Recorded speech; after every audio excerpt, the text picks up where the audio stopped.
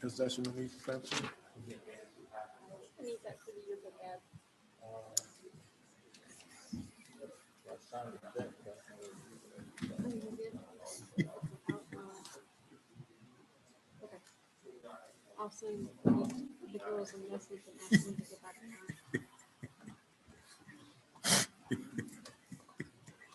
It'll just be an issue.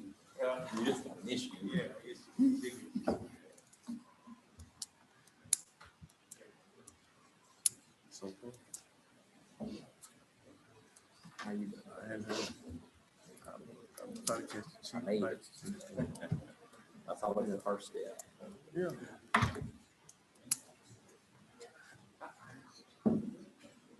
Oh, yeah, she looked for me.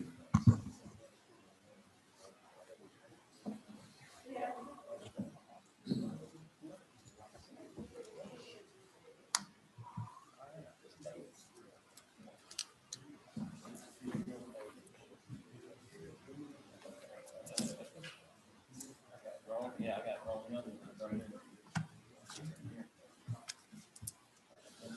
Next time you like to get a coffee for everybody. I'm telling you. Bring them one of those Keurigs. Hey, there you go. You got it right here.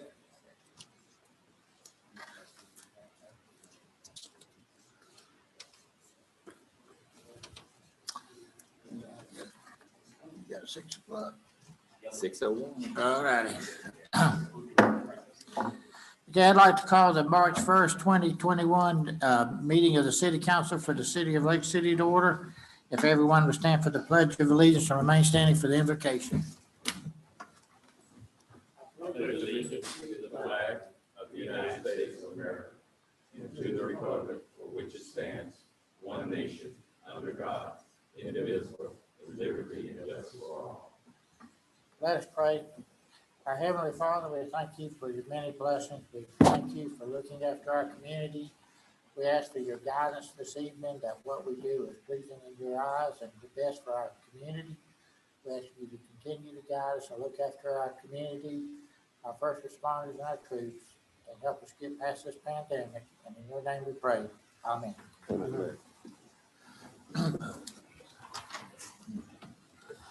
Ladies and gentlemen, the Lake City Council has opened its public meeting. Since 1968, the city code has prohibited any person from making personal, impertinent, slanderous remarks or becoming boisterous while addressing the city council. Yelling or making audible comments from the audience constitutes boisterous conduct. Such conduct will not be tolerated. There's only one approved manner of addressing the city council, that is to be recognized and speak from the podium. Ms. Sykes, will you call the roll? Mr. Sampson, Here. Mr. Green, Here. Mr. Hill, Here. Mr. Jefferson, Here. Mayor Witt, Here. Mr. Coberline, Here. Mr. Helfenberger, Here. Chief Gilmore. Okay, no proclamations or minutes. Approval of the consent agenda.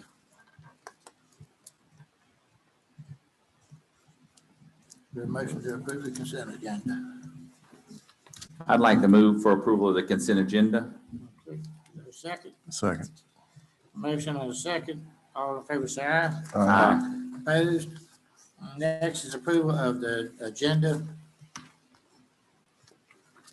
So move, Mayor. We have a motion to approve the agenda. Is there a second? Second. Motion and second to approve the agenda is published. All in favor, say aye. Aye. Opposed? Okay, next we move into presentations. We have a presentation by Jamie Bell from Jones Edmonds.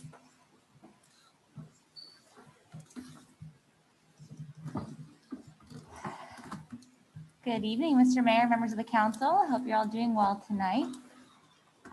While we're getting the presentation pulled up, I just want to take a second and express my appreciation for your staff and all of the hard work that they do. I can say without bias, I think that your utility staff is some of the best that I've worked with since I've been an engineer. They're always very responsive, very courteous, and very knowledgeable. And that's water, wastewater, gas, as well as your GIS and support staff as well. So I just want to say they all do a really great job and I really appreciate them. Same thing with your procurement staff. Working with Karen over the past week or so has been really wonderful as well. And so I just wanted to make you all aware and put it on the record that you have a good group of people working for you. Oh, thank you. Excuse me. I am here today to give you just a brief overview of the State Road 47 I-75 wastewater improvements project. This is phase one. It's been ongoing for quite a while, so I'm sure you're all going to be very excited to see that we are completed with the design and permitting phase and moving into the bidding, contractor selection, and construction phase of the project.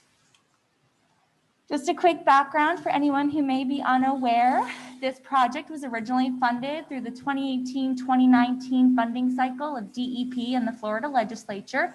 You received just shy of $1.7 million to the DEP Springs Grant Fund, as well as a $1 million legislative appropriation. The goal of the project is that of any septic to sewer project, to get as many septic systems offline as we can in order to reduce nitrogen loading to the environment. In this particular area, the project that we construct through phase one will remove up to 30 commercial septic systems. OSTDS stands for on-site treatment and disposal system. It's the same thing as a septic. You'll see them used interchangeably. We'll also remove up to 5 residential septic systems. But the big thing is this is laying the trunk line for up to 500 additional septic tank removals over the next few years and future phases. The benefits from this project come in the fact that it lies right along Cannon Creek. Cannon Creek goes to Cannon Creek Sink, which goes to Rose Sink, which has been dye trace studied to reach the Itchitucknee Springs by within 2 to 3 days. So that's been studied by the Water Management District. It's been dye trace studied twice, I believe. So we have good evidence that this is going to make a direct impact to the water quality of the Itchitucknee. Through the project, we'll be removing up to 12,000 pounds of total nitrogen per year when we're all said and done. So that's pretty exciting. And it will help the city work towards expanding your existing wastewater system. The timeline, as I said, this was funded in late 2018, early 2019. I apologize for that typo there, missing the 1. We received our notice to proceed for design and permitting in April of 2019. This project has been executed in phases. First, we completed a preliminary engineering study as well as 30% conceptual level design. Then we came back to the council for approval to do the 60%, 90%, and final design and permitting. And then we came back to council again for approval for the construction phase services, which have begun just these last few weeks. We submitted final design and 100% bid specification documents to the city at the end of January 2021, and we are going out to bid tomorrow. So we'll talk more about that towards the end of the presentation. The area of interest that that's okay. The area of interest that I mentioned, what you see here in red, that's the initial area that will be taken offline through phase one of the project.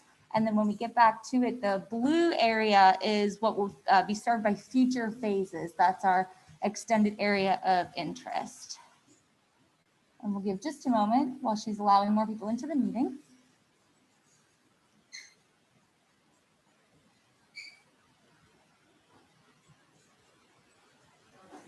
That's okay.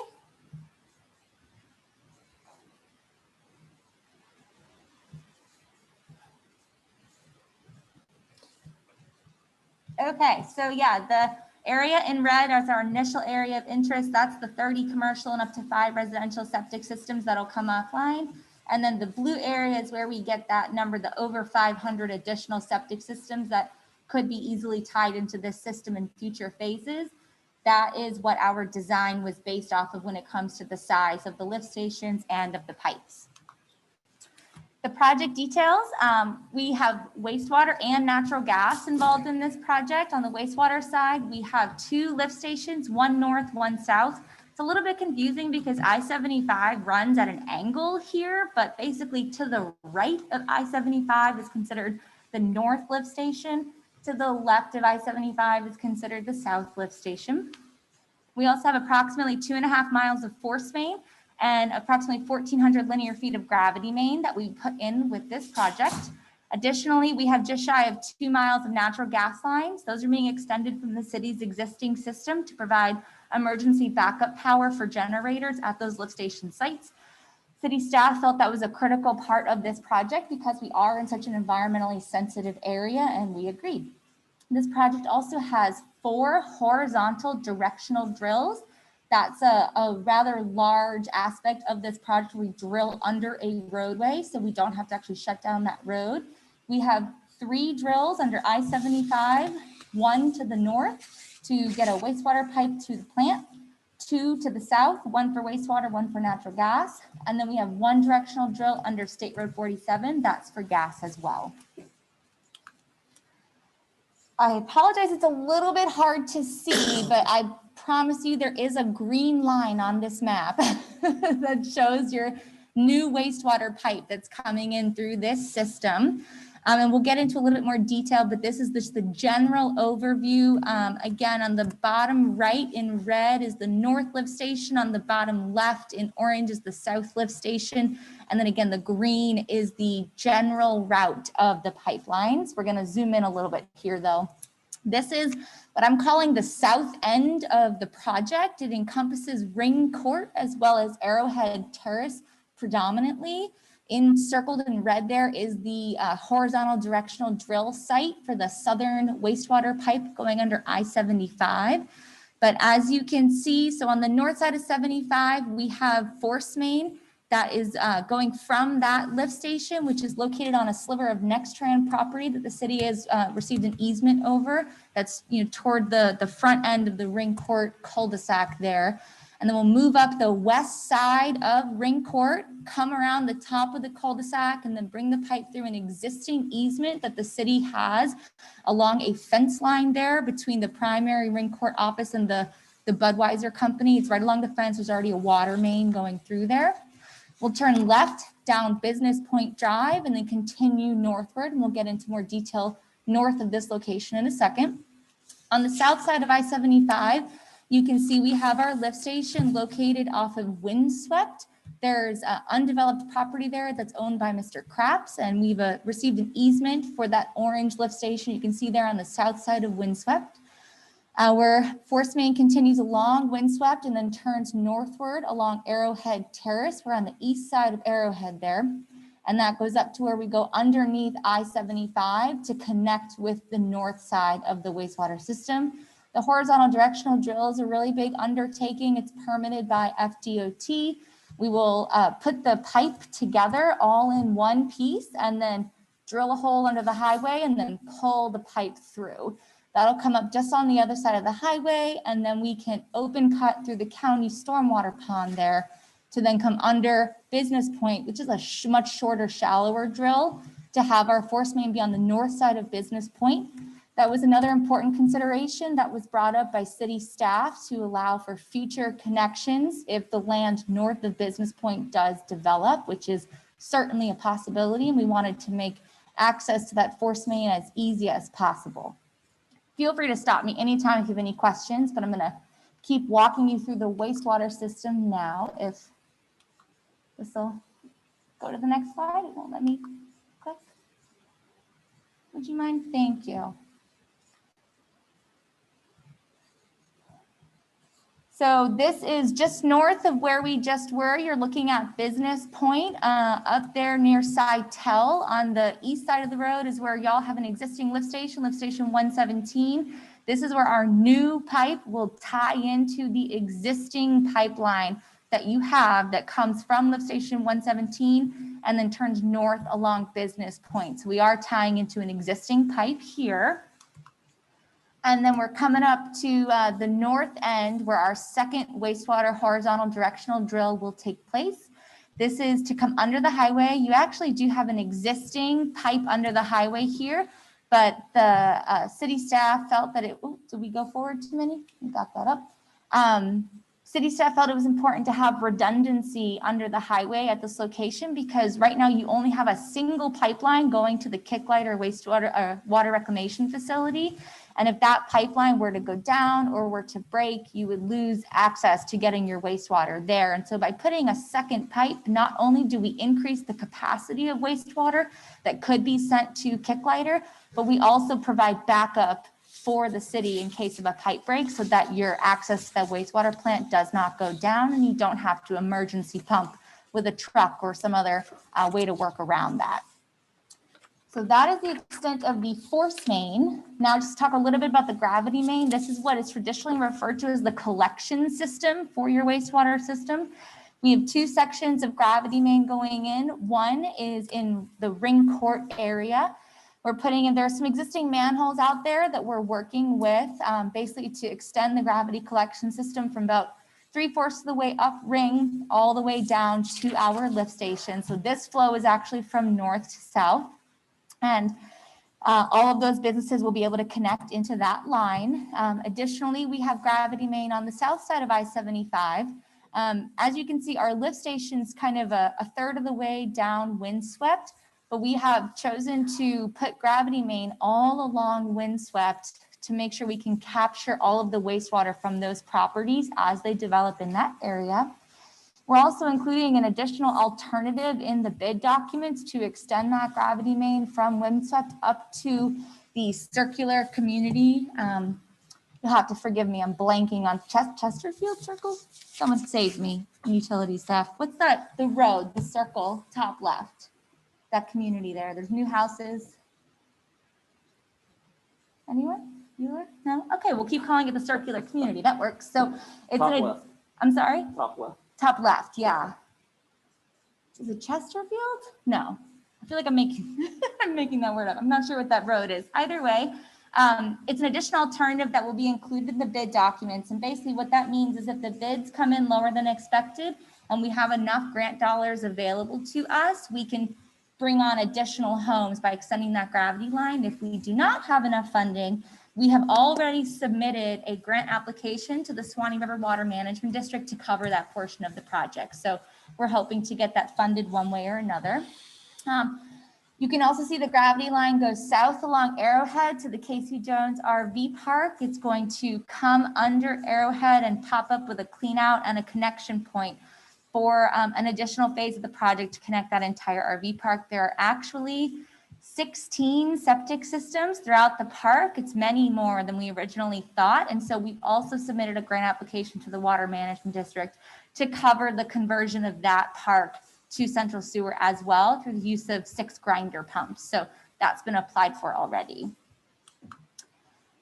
Moving on to the natural gas component of the project, you can see I kept the force main on this map because with this project, we were very intentional that we wanted the gas main and the force main to be co-located as much as possible. And what that does is it saves the city money during construction. Basically, you dig once and you lay 2 pipes instead of laying 2 completely separate pipelines. There are still required separations between those pipes to avoid any safety issues or contamination issues, but I've kept the green because the gas is co-located with force main in as many places as we could. If you look to the bottom right of the map, you can see the beigey color is your existing natural gas system. We're connecting in with the brighter yellow, that's the new natural gas pipe. We're coming south along State Road 47 in the DOT right of way, and then we're going to come under State Road 47. That's our 4th horizontal directional drill. I guess it's only the 3rd one I've talked about, but we'll get to that. So we're coming under State Road 47. And then ring court right there at the entrance is a really big box culvert for the creek to go through. And there's a little bit of ground cover on top of that next to the road. So our goal is to bury the natural gas pipe in that dirt on top of the box culvert. However, if the contractor goes out there and there's just not enough ground cover available because you have a minimum amount that has to be on top of the pipe, then they will do an aerial crossing instead, where they will attach that pipe to the side of the box culvert using steel piping and casing it as well so it's safe. So we'll give the contractor that option based on site conditions. And you can see that comes in, connects to our lift station.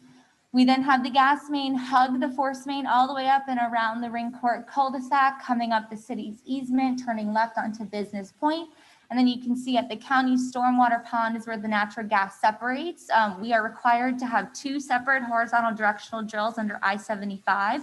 We've chosen to separate them by about 20 feet to have a factor of safety and for ease of drilling purposes. And so there will be 2 drills at that location circled in red. Then when it comes out from under the highway, we'll turn south down Arrowhead and meet up with our force main at the lift station on Windswept. So that's the extension of the natural gas system. And I want to point out that at all the places where you see the system turning and not continuing forward, we've included T's so that if the city wants to expand this system in the future, you have an easy connection point. And that was another request made by city staff that I think was really smart and showed a lot of foresight, both on the natural gas side and on the wastewater side. They were adamant about having those future connection points for you. So that's the gas overview there. And then this is just a picture of that crossing at the entrance to Ring Court. You can see where we come down the east side of State Road 47, cross under the road with a horizontal directional drill.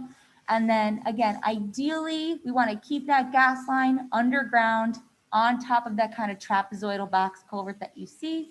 But if we do not have enough soil coverage, then we'll just kind of punch through the side of it and attach it to that wall and then go back underground. Quick question. Yes, Why sir. can we not go under that box culvert? It will be really deep. That is a 10-foot box culvert. And then with the horizontal directional drill, the equipment needs a certain radius of drill because it can't make a really sharp turn. So you end up going really deep under it and then coming up pretty far on the other side. And that's not the most cost-effective way to go about it. We certainly could, but it would be more challenging to drill and it would cost more money. And so we agreed that on top of that, it's also difficult to maintain for city staff. If there were to be something break with the gas line, they'd have to somehow get under the 10-foot box culvert and then the however many feet under that we would go. So for ease of maintenance and for cost, we chose to either get it under the ground right on top or to have an aerial crossing. And then last but not least, the schedule, which is what I'm sure you're more interested in than anything else. The bids will be released tomorrow. Yay! Very exciting. Those are required to be advertised for a minimum of 30 days total.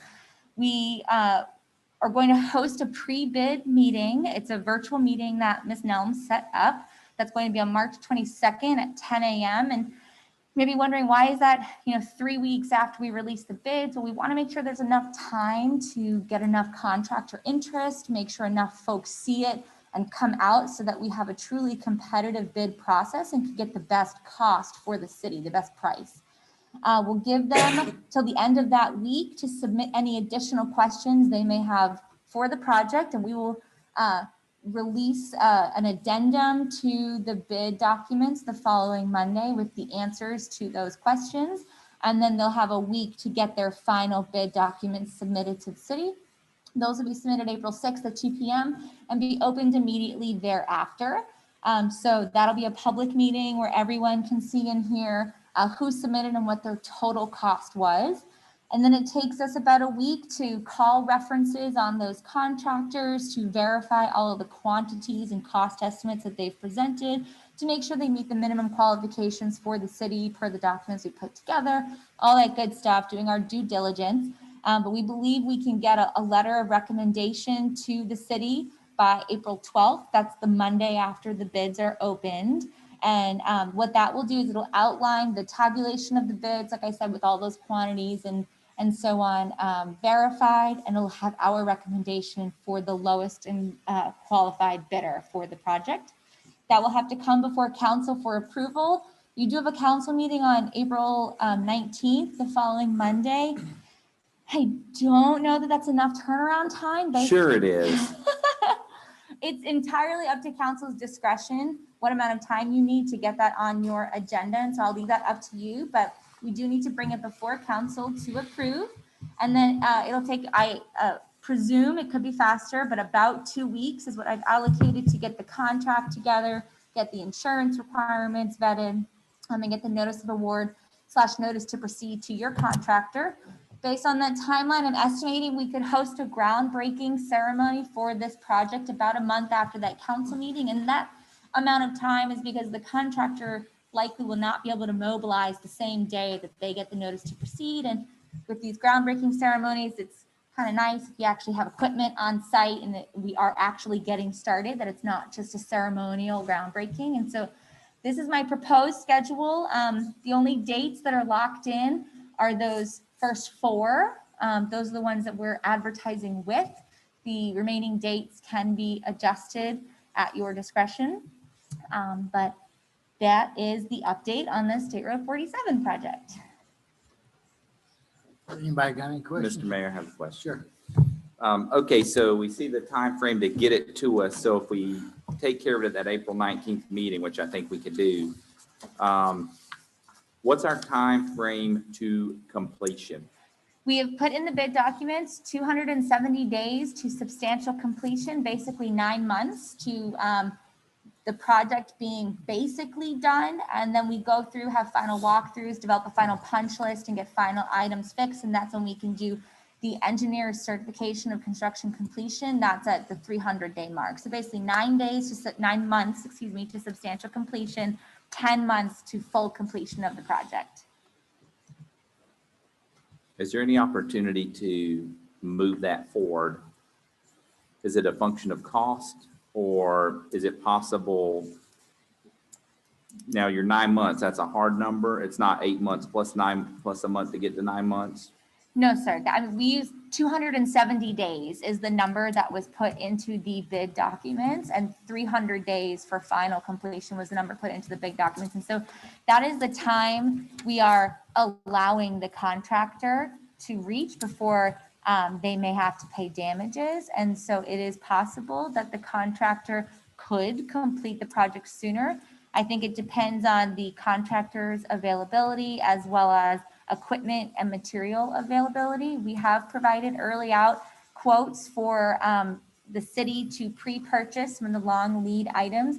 However, Ms. Nelms did find in the DEP grant agreement that the department reserves the right to review and approve those equipment purchases by the city. And so I believe Mr. Dial has forwarded those to the department and we are awaiting their approval. Once we receive that, then the city can go ahead and purchase the items that are available to be purchased under the sole source provision of your procurement ordinances, your procurement guidelines. And we can get some of those items working right away, that the, once the contractor's on board, they will take delivery of those items, but that surely will speed it up a little bit. We're just kind of waiting for approval on that item. Okay, we don't have a time frame for that approval in place, or? Not that I know of, but I can certainly follow up with Mr. Dial after this meeting and see if he's heard anything back from the department yet.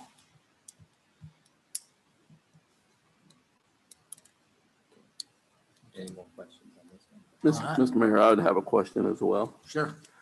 My question probably is more for the city manager than for Ms. Bell. Are we communicating with developers and potential developers? Are 300 days once the work begins to completion, so that way it's advertised that these services are coming online for developers that may be interested in taking advantage? We'll certainly put it out in a website, social media, and other avenues. That's all I have, Mr. Mayor. Okay, Mr. Mayor, sure. I have some other questions. Is it possible we could ask you some questions about something besides the 47 project? Since you're here Sure. and you're I'm the happy. subject expert. One question though, or one follow-up. So the 10 months at the longest point puts us into March of 22 with the completion. Correct. If the contractor is mobilized in May, the project will be completed in March of 22. Which is a lot sooner than August at 22, which we were talking about at the county meeting a couple weeks ago. I just want to point that out. Also, but the questions I got go back to the North Florida Mega Industrial Park. I know you're working on the plans now for the potable water lines that go in. And we had kind of discussed going ahead and adding in that drawing the raw water lines. And I think if we could move forward with that so that at the end of the 90 days, that plan encompasses that, I think that will be very helpful. And do you know an estimated time frame for that to get to the bid? Not the 90 days to get it back, but then from there to get to bid? Sure. So the water main routing study, we are kicking it off this Friday with city staff. And so that's set to be completed in 2 to 2.5 months at this point. Clock is ticking. That Yes, is it is. to determine the size of the pipe and B, the recommended route to provide the water to the industrial park and provide for the preservation of appropriate water quality through either looping or pressures or the length of the pipe. And so after that recommended route is determined and agreed upon, it will still need to be designed and permitted. And I don't feel comfortable putting a hard date on that because it certainly depends on the length of the pipe and the complexity of the route. I mean, the shortest line, shortest route is a straight line, but there's also lots of wetlands and things in the way. And so the shortest route might be a more complicated route, whereas we could take a longer route that is easier to construct. And that can really impact the schedule. I'd say on a pipeline like that, we're looking at roughly 6 months for design and permitting. And then depending on site conditions, it could be anywhere from 6 months to a year on construction of that. Those numbers could certainly be tightened up and shortened once we have more information. And I'd be happy to come back to council with an update on the water main routing study once we're nearing completion of that. And we have a better idea of the complexity of the project. Excellent. I think we can tighten that up. Also, water use permits. The city is working with you guys, I believe, to start the process for a new water use permit, but I also want to know where we are on immediately applying to modify and restore the lost availability from our current water use permit. Have we been in discussions with you about that yet?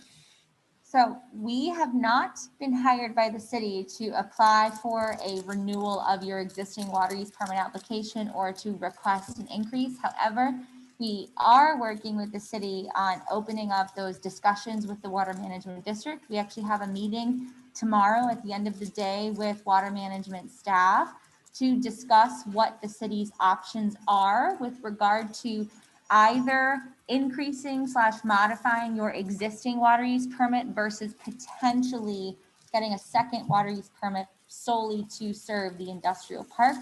And this meeting is with the district to go through all of the rules and understand exactly what the city's options are so that the city can make an informed decision moving forward. The city does have until 2023 until your current permit expires. So we certainly have time with regard to that aspect of it. However, of course, I know we're anxious to get the allocation increase so that we can continue to serve the growing economic development areas. And that's why we have the meeting set up tomorrow to figure out what those options are. That's right. I would assume we're about 2 years too late. So let's not wait till 2023. When you meet with them too, one of the points I think needs to be made is with that new water study, which we have from the Rural Water Association. It should be really easy from talking to some people on their side in the past to go ahead and modify it back to what it was. I think that should be very easy.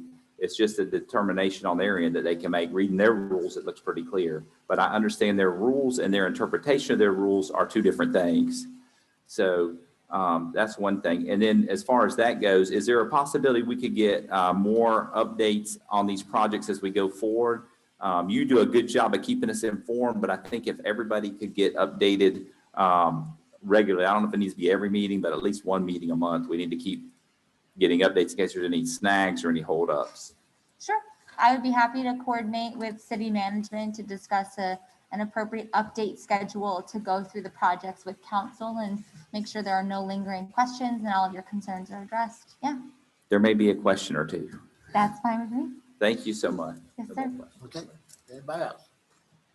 Well, thank you very much. Thank you very much. I'm always happy to come and update council, and you can always reach out to me directly through my email if you have additional questions. Thank you. Okay. Okay, next we're to open a public hearing for the Community Development Block Grant, Corbett Alday. Yes, sir. Yes.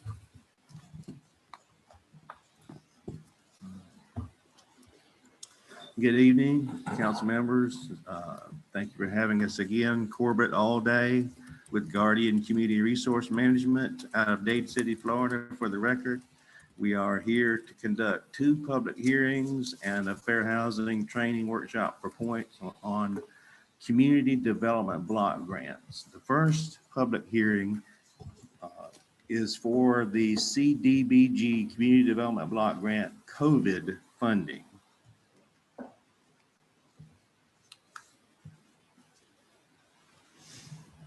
All over this community, and what's the status on his issue.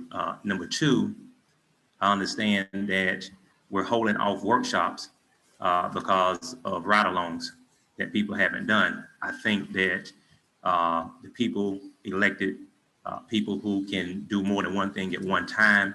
I think we can go on with the people's business, set dates for workshops, and still do ride-alongs if people want to do those. Not, I don't think one should prevent the other.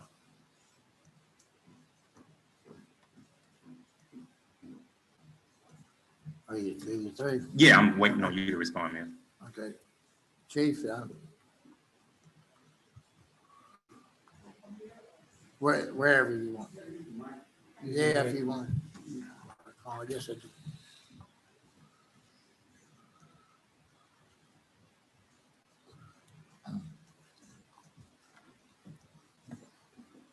Mayor and council, thank you so much for an opportunity to speak today and to respond to the question. Simple. The first one is that when a complaint is open and initiated, that means that it is now a position of, you can't talk about it. That is by statute. And that's what I've been talking about for a while. So, and to have reviewed initially, and I make that determination of whether an officer will continue to do their job or whether they're placed on administrative leave at that time. Officers have to have due process or due to them according to the law. The second, as it relates to the workshop, if you recall, I requested that workshop, and that is prerequisite for other things I want to talk about and present to this council. I have a very comprehensive workshop that I am preparing. It is holistic in terms of what we are, who we are, what we've been doing, and to the matters that have been brought to this council that I will address factually with evidence and with information. And that certainly takes time as well. But I do want, and several of you have already completed the ride-along. It does help with the basis of the understanding of what we do, how we do it, and not only that, to see what is happening in our city as well. So, and that was voted on by this council, that would happen. And finally, I made that request to have the workshop. I asked for the workshop because there were so many fragmented things that have been placed and brought to this council. And I think for once, we need to get a very comprehensive view of who we are, what we have, and what we're facing as a city, as a police department, and many of the myriad of issues that have been brought to this council. So I'm asking if you will honor what the statute requires when an investigation has been initiated by an officer or due process, and continue to honor what we have already discussed earlier about the workshop, then also is helping us to complete the workshop information, and that does take time. Okay, thank you. Yeah. With the preparations that you're working on, is there a time frame that we could maybe go ahead and schedule out into the future for the workshop? And I think a weekend day would probably be the best, maybe like a Saturday, so we can get good attendance. Which, you know, I'm a flexible schedule person, but not everybody can make it sometimes. So I was wondering if maybe we could go ahead and pick out a day and just schedule it and then go from there. Also, Councilman Green is the last of the workshop, of the ride-alongs. You mentioned you were flexible Lieutenant Miles is supposed to call you today to find out a time when you can. Your ride along is around, I think, March 26th or the 27th. I don't have my calendar in front of me right now for that. Also, I'm requesting that the workshop is done during a time where we do have the equipment, and of course, if you're going to have it set up like this, if it's going to be set up like this in terms of recording and all of the PowerPoint and all of that, that's going to be, because I do want what I say and what is presented gone into the records. So that's what I'm asking for. So if we can have this auditorium, that would be really, really great. And I was hoping that we could do it during the week. Mr. Mayor. Yes. I haven't gone yet, but I don't know if he called me today. I didn't get the message, but, No, I said he was going to call you today, and we got some other. Okay, things that came up, and okay. As a matter of fact. and he could have. I get a lot of calls. No. I said that he was going to, because I asked him, had he reached out to Okay. you, and he got busy. And we texted him today to find out, did he reach out to you? And he was advising that he did not. Okay. So would we be okay to go ahead and schedule them for April 3rd? It's not going to work. How about April 10th in this location? Would that work? What day is that on? It's a Saturday. Okay. I don't know what's on my calendar, and I will look. I don't have it in front of me, but certainly if that will work, we'll certainly shoot for April 10th. Mr. Mayor, Yes. Mr. Mayor, Yeah. I also would have to look at my schedule to see, because of my employer may require my services. I Right. don't know. I can get that schedule to the city manager tomorrow to let him know which Saturdays I would be available. April 10th may be one that I'm available. I just don't know as we sit here right now, but I could provide it to the city manager tomorrow. Okay. And so can I. Okay. Thank you. All right. Mr. Mayor, it's amazing that we are interested in doing workshops, but we don't know dates in which we can do them. But I think the sooner we do them, the better. Get her presentation out the way so we can move on with the 4-1 vote to actually implement a citizen review board. If situations like I'm facing right now is one of the reasons that we need a citizen review board and the urgency for one. And also, I don't think, and maybe we can refer to council, that there's anything wrong with knowing whether or not a person is on administrative leave or not, based on his or her actions as a law enforcement officer. I don't think. I think that can be revealed to the public. Can it not, Mr. Mayor? I don't know. Can we ask council whether that can happen? Because we need to know whether or not this officer is still on the streets. If a black officer was saying that he treat white people differently than black people, wouldn't you want to know whether that officer was still on duty or not, or whether or not he was on administrative leave? There are certain requirements, and the chief was talking about that there's an investigation. We got a counsel, we have an attorney in here, don't we?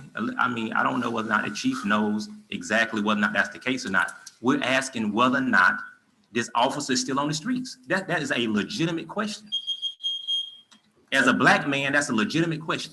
But- He said something about black people. But this public comment thing has gotten, Yeah, and guys, it's a question, Chief. I mean, Mayor. we get into, the public comments are supposed to be 3 minutes by the audience to speak on an issue for 3 minutes. It's not to come up and have a dialogue. I don't know of anybody that does that. I don't know where the charter does not allow for it. I mean, I let the chief, comment on it. We let other staff, but it's not to come up here and question everybody in the administration. What does a black man do in Lake City if he can't get straight answers from the police chief, nor the mayor, nor some of the council members, or Joe Heffenberger?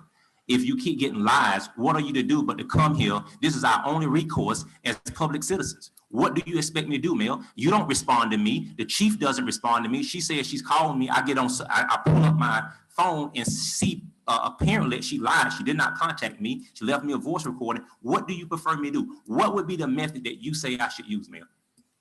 I don't know, but this is not the Well, what is it? This is a public setting. This is a public forum where I can redress counsel.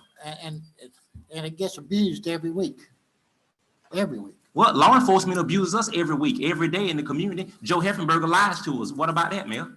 Well, I'm just telling you, we've got to do better. She was The married. chief has answered your question, and I don't have. She has not answered my question. Is that officer still on duty? Mayor, That's a legitimate I question. think she wanted us to comment. Huh? Yeah, that's what I Okay. thought. There was nothing wrong with that.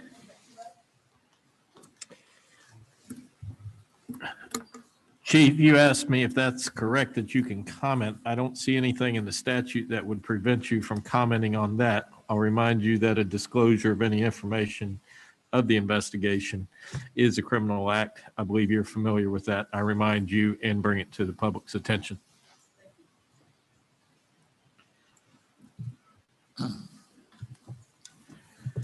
Sergeant Johns is not on administrative leave with pay. Okay, we'll move on. And if Mr. Bowden is yes.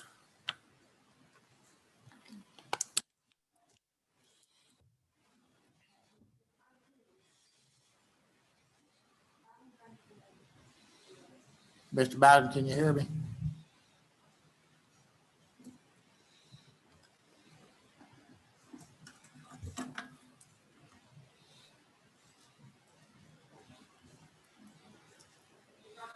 They say you unmuted on here. You gotta unmute. Oh.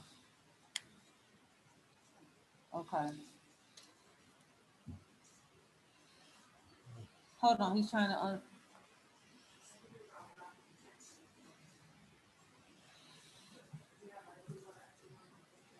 I could, Mr. Sean Reagan's signed up. oh, he gonna miss the Bowden. Hold on. Hello? Okay, you wanna do it through the phone? You want me to put you on speaker? Okay, I'm gonna put you on speaker. Hold on. Go ahead, Mr. Bowden. Mr. Mayor, Yes, sir. I'm sorry we're having this difficulty. I've been trying to unmute. It keep telling me that the host need to unmute me. And this is the first time I had this kind of issue. So maybe, I don't know if it's on my end or on the city's end, but I can tell you this. It's got to be solved because there are a lot of people who want to do this, but if you can't do it, then we got a problem. Past that, let me say this. Ride-alongs, I was on city council for 16 years, Mr. Mayor, and I participated in 1 or 2 ride-alongs, and the ride-along is a one-time event. The ride-along does not address the concerns that people in the black and brown community have. I mean, you do 10 hours, 4 hours, or 12 hours in the car with a police officer, whatever that means. And that's fine. You can see what they got, what they engaged in. But at the end of the day, it's the issues that people are complaining about.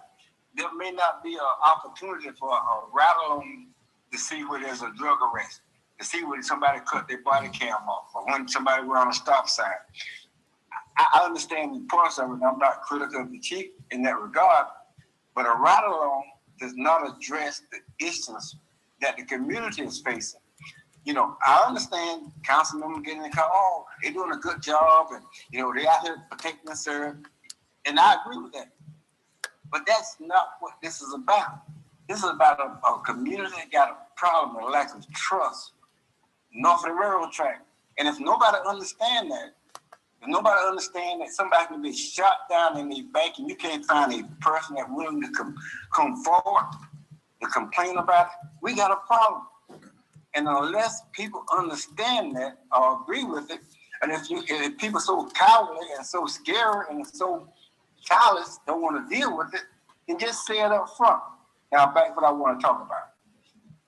Mr. Mayor, as you probably know, you heard about the Justice and Equality Coalition, which I'm a board member. Also, I chair the Monument Committee. And what I really want to ask you, city manager, city attorney, to give an update on the status of the monument, the Confederate monument. Man, you paying attention? Do what? He asked you a question. You doing your papers. That's rude. No, I was listening to him. Okay. The city manager will give us an update on the monument. I was Update on the Confederate monument. Okay, at this time, the surveying process is still going on. They're trying to determine conclusively the location. And once that's done, which probably will be within another week or two at the most, it would go to the city attorney, and I would like to ask him to go from there as to what the next part of the process would be. Mayor, the forensic title examination uncovered a deed that was recorded on December 9th, 1890 from the United States of America to the Board of County Commissioners. It includes 77 acres more or less. And the survey that the city manager just spoke to is intended to tell us whether or not what we know as the Lusty Park is included within that legal description.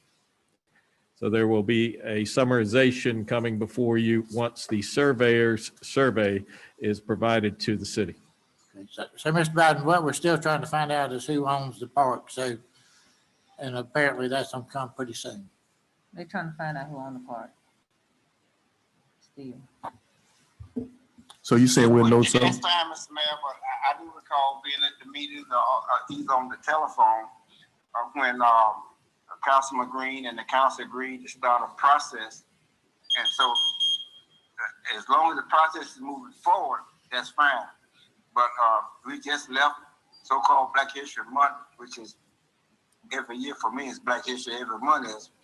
But we can't just act as if that's just there and nobody care about it. And I just would encourage the city council and you, Mr. Mayor, and the city manager and the city attorney to move expeditiously because it got off the center stage because of COVID, but it can get back on center stage during the spring and the summer because it's a hateful in the minds of many of us in the Black and brown community, and even in the white community.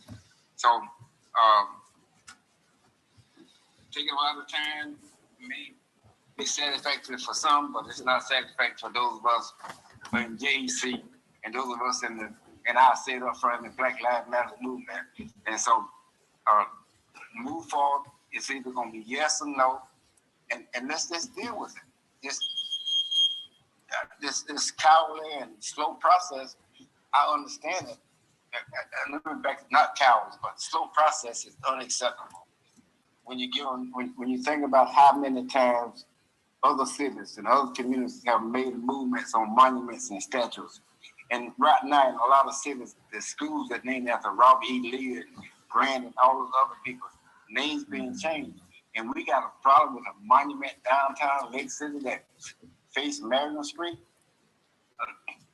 But I would agree, Mr. Mayor, and I appreciate you giving me some time to keep talking, but I would agree that at some point in time, in the near future, it needs to be a deadline in terms of what that deal is.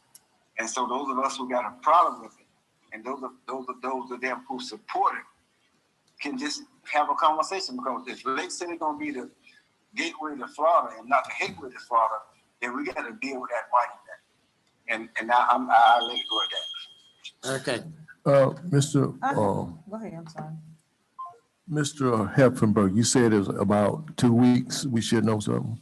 For the survey, and then that would go to Mr. Corberline for the legal review to determine the ownership for the Lusty Park. okay. Oh, all right, thank you. I have a quick question. Okay, I understand that Officer Johns is not on administrative leave, but where are we in the due process? Well, where are we in that process? What stage are we in the investigation? I don't know, the chief, I mean, we started the investigation? I believe so. Where are we in that process? Are we on step 2, step 1, 5? Like I say, this is not to come up here and have a discussion. No, I'm with not staff. discussing, I'm just asking a question. We have started the investigation, correct? Yes, they have. Okay. Typically, how long the investigations take? Just typically? I think they would all vary depending on the complexity of it. All right. Okay, Mr. Sean Reagan's. Sean Raggins, 1361 Southwest Indian Glen here in Lake City. I come before the council this evening seeking answers. I'm a veteran of the United States Army. I'm also a veteran advocate, and I advocate for veterans. And when I was in the military, they taught me to use the chain of command, which I did. And each chain of command I went up, it hardens my heart and saddens my heart that I got kind of blowed off. I started, and I want you guys should have a copy of the Florida Veterans Benefit Guide. If you don't, I have some copies here. If you'll turn to page 16, and you'll roll down probably midway, and it says disabled veterans exemption fees. My job is a veterans claims examiner, which I interpret, I study, and I respond to the United States government for veterans in reference to various things that veterans are claiming. However, on the 10th of February, I called the clerk of growth management and asked them about this statute. I was told we don't waive fees for veterans. I say 100% permanent and total veteran that's been retired from the military, you don't waive fees. No. She said, where did you get that from? I say, let me call you back with a statute. The next day, I called back and talked to a different clerk of growth management. And once I talked to the different clerk, she said, we've never had anybody to ask us that. I say, well, you guys are in violation of the law if you're not giving these veterans the fees, waiving their fees. She said, well, let me refer you to Mr. Young. At that time, I didn't know who Mr. Young was. Well, I called him, and he called me back, and he began to tell me, well, let me look into it. I'll call you back. Some 5 or 6 days later, I called and left him a message. He called me back and say, well, I talked to the city attorney, and it's not confirmed yet. He used some word like that, but he's pretty much gonna lean that only certain veterans, we waive fees for veterans building businesses. And I say, no, that's not what that statute says. If a veteran is trying to improve his house, make his house safe and habitable, the state says that the veteran fees must be waived if he's 100% permanent and total, not just any veteran, 100% permanent and total, and retired from the military. That's what the statute say, 295.16. He told me that, and I gave him an example. I say, if a veteran's trying to replace a garage door, because that's what I had come at me, he said, no, that's not a door to the house. I say, if a veteran's, and it talks about improvement to the house too. That's in the statute. He says there's a lot more to that statute than that. So by this time, I called Mr. Heffenberg, called him on the 16th of February. I'll get back to you. I'm still waiting for him to get back to me. So using the chain of command, now I'm in front of the council. What are we gonna do about this statute for veterans? Before, and I'm trying to keep it at the city of Lake City level. The veterans love this city, but is the city loving the veterans back? And before I start going into our national service organizations, I'd rather handle it right here. And I appreciate that. And I did receive your email today and the information, but I had no time to look at it. But I would ask that our attorney get with Mr. Young and then to resolve it if it's clearly up. He said he done got with him. Mr. Mayor, he said he got with him. Well, then I'll look into it, see myself, but I haven't had time. Mayor. Yes. The city attorney's office was advised of this issue today. and I can look into it now. That statute is one sentence. It is a very, very long sentence. And the city will waive fees and license fees related to all totally and permanently disabled veterans that are confirmed to be 100% disabled. If they want to improve ramps, widening of doors, and similar improvements for the purpose of making their dwellings habitable or safe for the veteran. And if an example such as Mr. Raggins has brought forward today, a garage door, that permit fee will be waived for that veteran. Thank you, sir. Thank you. Mr. Mayor, Yes. this is a issue when we're talking about veterans that I feel compelled to speak on as well. I just want to say for our city staff and our city manager and for the public at large, our community is made up of veterans, and they have already served us and served our country, many of them. And so when we're looking at things that are affecting veterans, we need to read them in a way to see what can we do. If a veteran wants to build a home, improve his home, start a business, the city of Lake City needs to be the advocate for that and not the roadblock for that at all, not even slowing it down. And we should be looking for ways that we can help serve our veterans who choose to live in Lake City. And we have many of them who have served. And so I want to thank Mr. Raggins for bringing this to our attention. And I expect that I'll be having a conversation with Mr. Helfenberger as well. We need to be pro-veteran in the city of Lake City, and anything else is unacceptable. Thank you, sir. All right, Councilman, Mayor. I'll be with you just a minute on that. I think I have one more that we're going to speak, and then we have to get back to Mr. Alday. Mr. Lilker, if you got something pretty quick.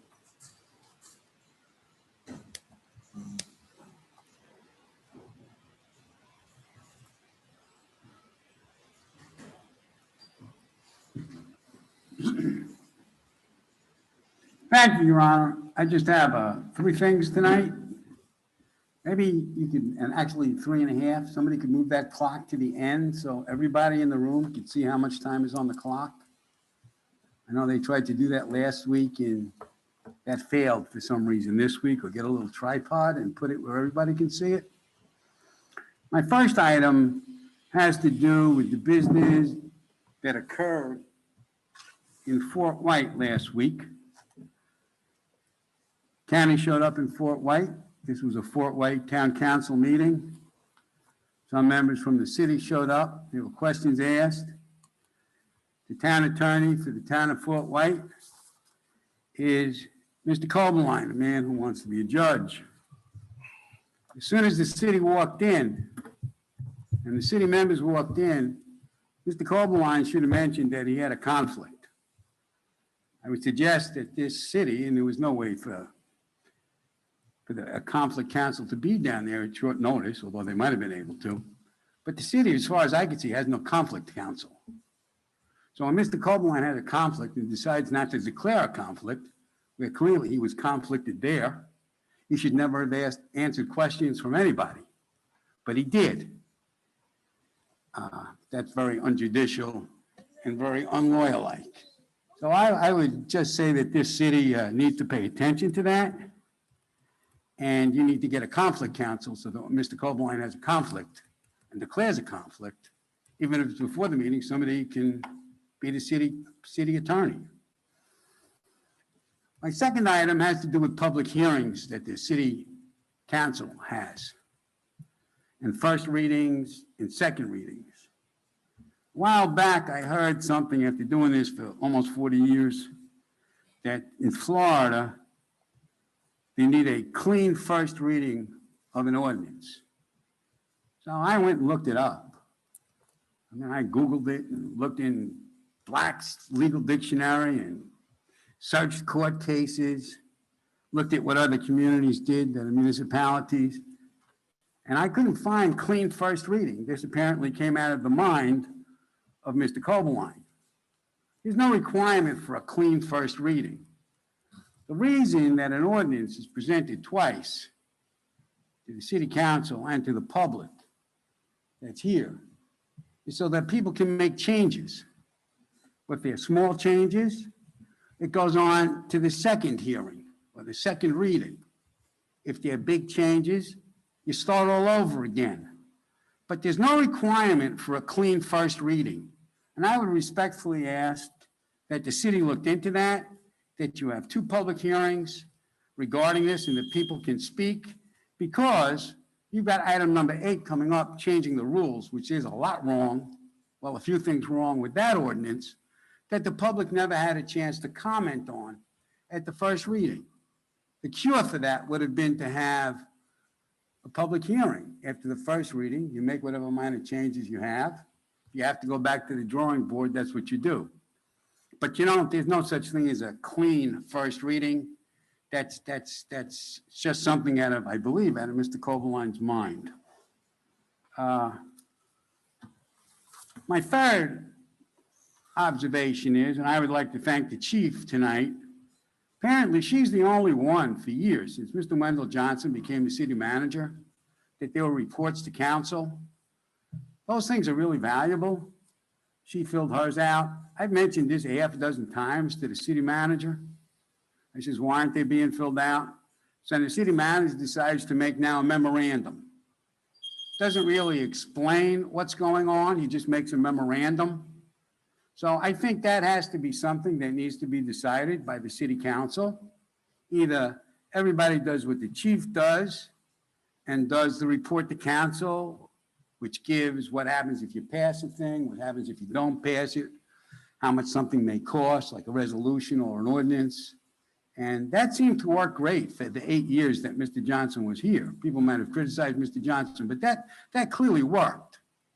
I don't know why that has stopped, but I think either the city council needs to ask that those be provided with the agendas, or just forget about it and just let everybody do everything that they want willy-nilly in Lake City. Thank you very much, Your Honor. Okay. Now we're going to get back to Mr. Alday. I apologize for holding you up. Apparently we did not ask for a motion to proceed with the cdbg COVID. Pre-application, yes, sir. Okay. As discussed. So there will be a motion to approve staff pursuing the cdbg COVID pre-application as presented. Mr. Mayor, Yes. I'd like to make a motion to approve the COVID cdbg application as presented. Second. Got a motion and a second. Any discussion? Ms. Ox, will you call the roll? Mr. Sampson? Yes. Mr. Hill? Yes. Mr. Jefferson? Yes. Mr. Green? Yes. Mayor Witt? Yes. That do what you need. Thank you very much. Yes, sir. Thank you. Sorry to keep you waiting. Okay. All right, that's all I had. I did have Mr. Moses, but I think he wanted to speak on item 28. Is that correct? 23, I mean. We don't have a 28. Okay.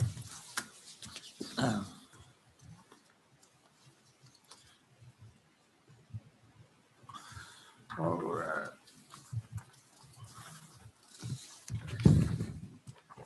Okay, we'd open a public hearing on City Council Ordinance number 2020-2173 on final reading. Mr. Kerbeline, do you read that by title?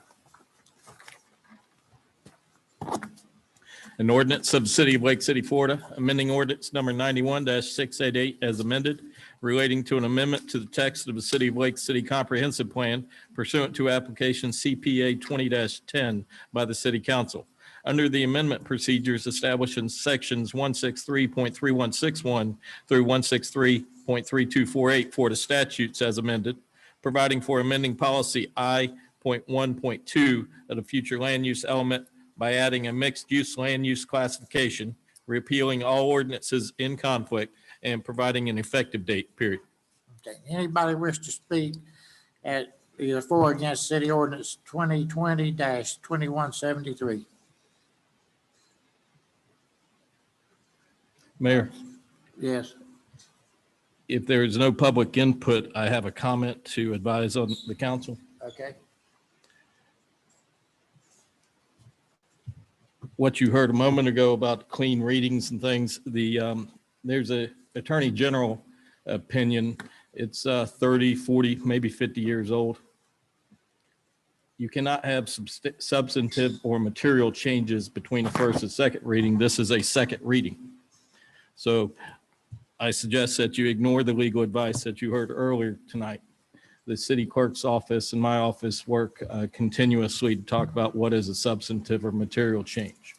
So between these next few ordinances, which are coming up for second reading, if there is amendment that's material or substantive, the clerk's office, my office will review it and make a determination whether the ordinance needs to come back to you for a clean reading. Okay. We'll move into adoption of City Council Ordinance number 2020-2173. Is there a motion? Mr. Mayor, I move for the approval of ordinance number 2020-2173 on its final reading. Second. Got a motion and a second. Any discussion? Ms. Sykes, will you call the roll, please? Mr. Jefferson, Yes. Mr. Sampson, Yes. Mr. Hill, Yes. Mr. Green, Yes. Mayor Witt. Yes. Next is City Council Ordinance number 2021-2178 on final reading. Mr. Coron, would you read that by title? An ordinance of the City of Lake City, Florida, amending Chapter 2, Article 2 of the City Code of Ordinances, providing for amendments to the rules of meetings of the City Council and special standing committees, providing for amendments to the composition, functions, and responsibilities of various special standing committees, providing for severability, providing for the repeal of conflicts, providing for codification, and providing an effective date period. Okay, anybody wish to speak for or against this ordinance?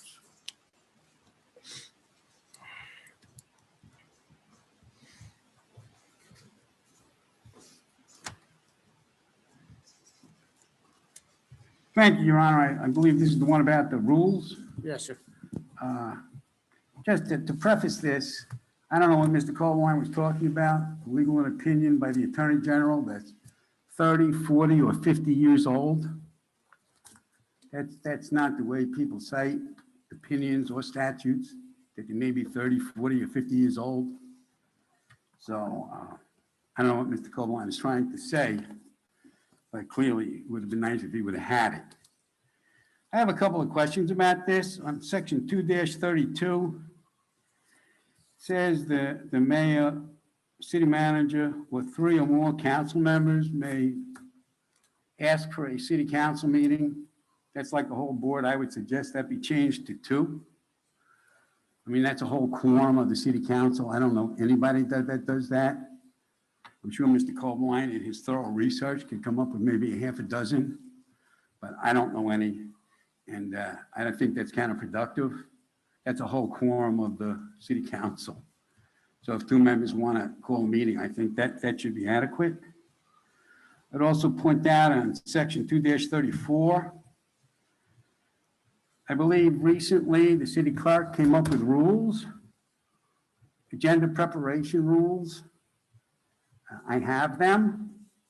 So I would just state as a fact that recently the city clerk came up with agenda rules that the business for the next city council meeting is supposed to be in a week in advance. I don't remember the exact dates, but by 12 o'clock, I believe the Monday or Tuesday before. But if you look at this, and if it's good enough to say it's good enough to write, she already wrote it. Once again, we have a government that really doesn't want to put its words on the line, like 30, 40, or 50 years old, whatever that means. If you look at this ordinance, it says, as far in advance of the meeting as time for preparation will permit. Well, in 2007, I believe it was either 2007 or 2012, I believe it was 2007, the county changed their charter to put their stuff on the agenda. And it's been a week in advance since that time. If the city was a special district, I'm sure Mr. Colbline can scoot through his little computer there and find out that if the city was a special district, you would have to have this stuff available, unless it was a special meeting, 7 days in advance. So I would ask that this be changed to conform with the clerk's rules that everybody is aware of. And if it's 7 days before the meeting or 6 days, whatever, however that works, and the sites, I'm sure could explain that, then that should be in the ordinance. And that's the only things I have to say, except my final thought on this is, if you look at the beginning of the ordinance, it doesn't, unless it's a public hearing, the public's right to speak on resolutions is now taken away. So if you have 10 resolutions on the agenda, and this has never happened before in the history of Lake City, Your Honor, people come and praise the way you run the meetings, most of the time, that if somebody wants to speak on a resolution, they have the opportunity to do it. But now if you look at the public participation time, a person gets 3 minutes to discuss everything on the agenda except public hearings, which is a separate way things are done. So I would say that has to be put in writing, that either you're going to allow the people to speak on resolutions when they come up, like they do in the county, like they even do at Swanee Valley Transit Authority, as hard as that may be to believe, like you used to do here. But that's not here. And if it is here, maybe somebody could correct me. Once again, I don't know exactly what input the city attorney and the city clerk had with this, but I would respectfully ask that that be changed. Thank you very much, Your Honor. Okay. Anybody else wish to speak? If not, we'll move into adoption of City Council Ordinance 2021-2178. Is there a motion? Mr. Mayor, I'd like to make a motion for adoption of ordinance 2021-2178. I would like to amend the wording in 232 from the number 3 to the number 2 for city councilmen required to call a special meeting. Okay, there's a motion. Is there a second? I'll second. There's a motion and a second. Any discussion by council? Mr. Mayor, Yes. would changing that wording constitute having to come back to another, is that a substantial change? Mr. Green, that is a substantial change that would obviously change it from 3, reduce it down to 2. It would be a motion to amend the ordinance, and we would bring it back for a reading. So we have to come back for one more reading. Yes, sir. Okay. Mr. Mayor, I would not support that. I wouldn't want to bring it back if the attorney said that is a substantial change. So just for my fellow board members. Okay. Mr. Green, Mr. Sampson, I do suggest to you that we can bring it back. There's no issue there. If you look at section 2-31A, you may change it next month or the month after with a resolution if you prefer. So my understanding, Mr. Mr. Mayor, Oh, go ahead. I apologize, I didn't get recognized. Mr. Mayor, can I speak? Sure. Yeah, okay. So, so my understanding is if we don't go forward with the change as Mr. Sampson suggests, we can come back and do that change via resolution. I will certainly support doing that. So that way we can get this item moved along and we can come back, and I'm sure there may be other things in there that we will want to change via resolution. I remember our discussion last time, and I would support that. And I agree with you. Mr. Mayor, can we schedule a resolution on the next agenda to go ahead and take care of that? I think we could. So you're I would like to amend my motion Okay, to approve as written. okay. Second. And it's been seconded. Any further discussion? Ms. Sykes, will you call the roll? Yes. Mr. Hill, Yes. Mr. Jefferson, Yes. Mr. Green, Yes, Mayor Witt. Yes. Okay, next we're to open a public hearing on City Council Ordinance number 2021-2182. Ms. Carbolina, to read that by title.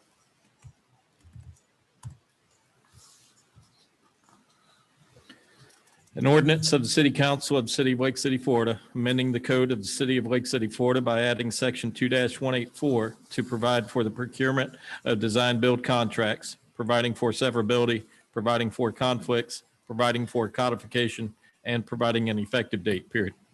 Okay, anybody wish to speak to this ordinance? Okay, if not, then we'll we'll close the public hearing, move to adoption of City Council Ordinance 2021-2182. Mr. Mayor, I would move for the adoption of City Council Ordinance 2021-2182. Second. Got a motion and a second. Any discussion? Ms. Oxford, you call the roll. Mr. Green, Yes. Mr. Jefferson, Yes. Mr. Hill, Yes. Mr. Sampson, Yes. Mayor Witt. Yes. Okay, and we got one more to open the public hearing on City Council Ordinance number 2021-2183 on final reading. Mr. Kirkland, do you read that by title? An ordinance of the City of Wake City, Florida relating to unlawful activity within public roads and rights of way, amending Chapter 98 of the City of Wake City Code to further prohibit activities that interfere with public safety and primary purpose of public roads and rights of way, providing for severability, providing for conflicts, providing for codification, and providing for an effective date, period. Okay, is there anybody wish to speak to this ordinance? All right, if not, we'll close the public hearing, move to adoption of ordinance 2021-2183. Mr. Mayor, I move for the adoption of ordinance number 2021-2183 on its final reading. Second. It's been a motion and a second. Any discussion? Ms. Oxford, you call the roll, please. Mr. Jefferson, Yes. Mr. Green, Yes. Mr. Hill, Yes. Mr. Sampson, Yes. Mayor Witt. Yes. Okay, next we move into new business. We have ordinances, City Council Ordinance number 2121-2181 on first reading. Mr. Kirkland, you read that by title.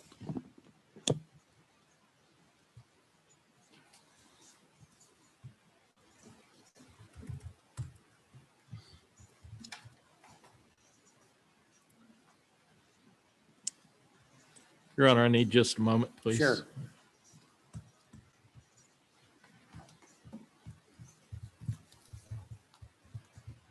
Thank you. An ordinance of the City of Lake City, Florida, amending the text of the City of Lake City Land Development Regulations as amended pursuant to an application LDR 21-01 by the City Council, providing for amending Section 10.11 entitled Approval of Changes to Landmarks and Landmark Sites by adding 3 categories of projects: routine maintenance, minor work, and major work, for the purpose of determining if approval is required by the Land Development Administrator or the Historic Preservation Agency, and by adding design guidelines, providing severability, repealing all ordinances in conflict, and providing an effective date, period. Okay, we're moving to adoption of City Council Ordinance number 2021-2181. Is there a motion? Mr. Mayor, I move for the adoption of ordinance number 2021-2181 on its first reading. Second. Got a motion and a second. Any discussion? Ms. Oxford, call the roll, please. Mr. Jefferson, Yes. Mr. Green, Yes. Mr. Hill, Yes. Mr. Sampson, Yes. Mayor Witt. Yes. Next is City Council Ordinance 2021-2185 on first reading. Mr. Kirkland, why don't you read that by title? An ordinance of the City Council of the City of Lake City, Florida, amending Section 102-111 of the City Code of Ordinances, providing for amendments to the utility area or zone within which the connection to certain utilities, providing for amendments to the utility area or zone within which the connection to certain city utilities may be required, providing for severability, providing for the repeal of conflicts, providing for codification, and providing an effective date, period. Okay, we're moving to adoption of City Council Ordinance number 2021-2185. Is there a motion? Mr. Mayor, I'd like to make a motion on City Council Ordinance number 2021-2185. Do we have a second? Second. We have a motion and a second. Any discussion? Ms. Oxford, you call the roll. Mr. Sampson, Yes. Mr. Hill, Yes. Mr. Jefferson, Yes. Mr. Green, Yes. Mayor Witt. Yes. Okay, next we'll move into our resolutions. The first one is City Council Resolution 2021-026. Mr. Kirkland, you read that by title. A resolution of the City Council of the City of Lake City, Florida, appointing members to serve on the Airport Advisory Committee, repealing all resolutions in conflict, and providing an effective date, period. Is there a motion as City Council Resolution 2021-026? Mr. Mayor, I move for the approval of resolution number 2021-026. Second. Got a motion and a second. Any discussion? Ms. Oxford, call the roll. Mr. Jefferson, Yes. Mr. Hill, Yes. Mr. Green, Yes. Mr. Sampson, Yes. Mayor Witt. Yes. Next, is City Council Resolution number 2021-029. Mr. Copeland, to read that by title. A resolution of the City Council of the City of Lake City, Florida, authorizing the acceptance of a Department of Justice grant up to an amount of $45,234.00 to purchase equipment for the use and benefit of the Lake City Police Department, period. Is there a motion as City Council Resolution number 2021-029? Mr. Mayor, I would move for the adoption of resolution 2021-029. Second. Been a motion and a second. Any discussion? Ms. Ox, will you call the roll? Mr. Green? Yes. Mr. Sampson? Yes. Mr. Jefferson? Yes. Mr. Hill? Yes. Mayor Witt? Yes. Next is City Council Resolution number 2021-031. Mr. Copeland, would you read that by title? A resolution of the City Council of the City of Lake City, Florida, authorizing the execution of Task Assignment 12 with Passrow Associates LLC for professional services related to building assessments of hangars currently occupied by HACO Airframe Services LLC at a cost not to exceed $28,000.00, period. Okay, is there a motion as to City Council Resolution number 2021-031? Mr. Mayor, I move for approval of resolution number 2021-031.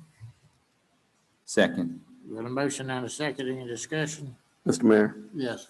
I have a question, maybe the city manager could answer on. My understanding was that HACO was responsible for the maintenance of the facilities as part of the exceptionally low rent that they're paying, which is good for our community because of their providing jobs. But I would just like him to speak to how the city is responsible for the maintenance. Okay, there's been some upgrades as far as the requirements of these hangars, especially if you want to get military contracts.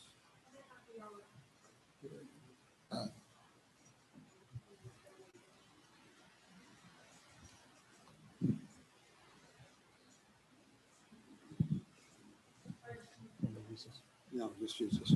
There's been some upgrades as far as the requirements for these hangars, as far as some of the fire suppression equipment, and especially if you want to try to get military contracts.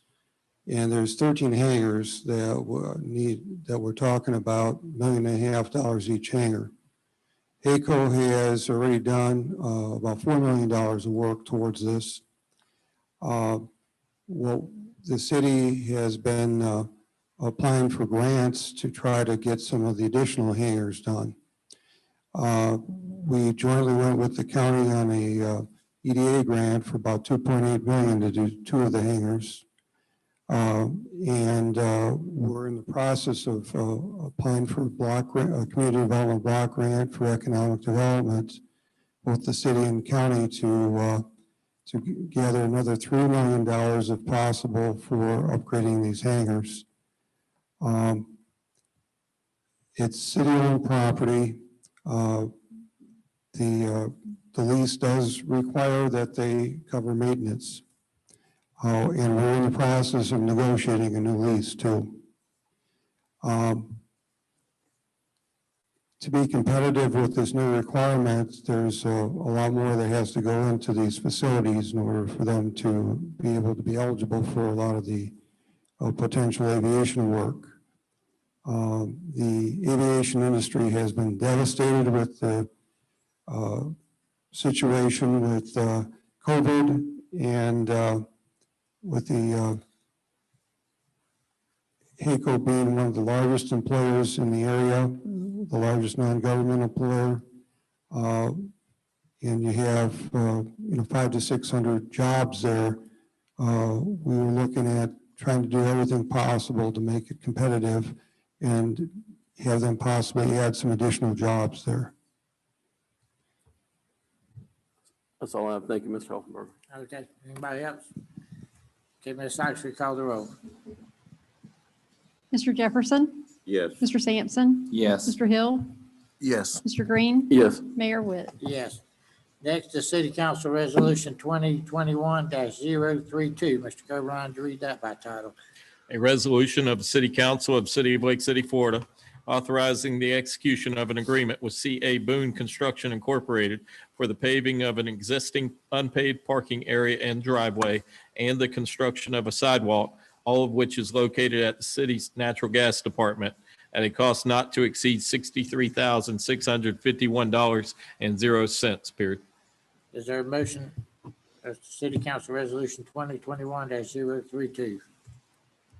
Mr. Mayor, I would move for the adoption of City Council Resolution 2021-032. Second. Been a motion and a second. Any discussion on this? Ms. Ox, will you call the roll? Mr. Green? Yes. Mr. Jefferson? Yes. Mr. Hill? Yes. Mr. Sampson? Yes. Mayor Witt? Yes.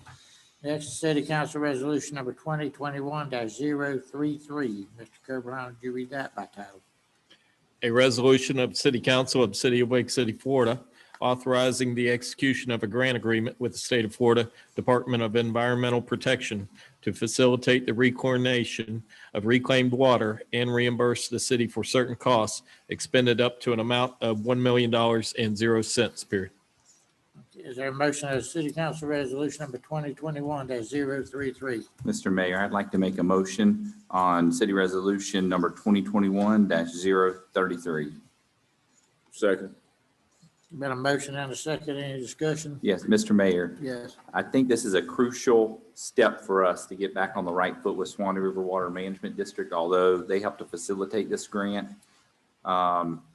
We have to start providing reuse, and this is a good step. And I think we need to be aggressive in expanding this program. The more water we reuse, the more water we have to sell, and that's all. I just wanted to add that. Thank you.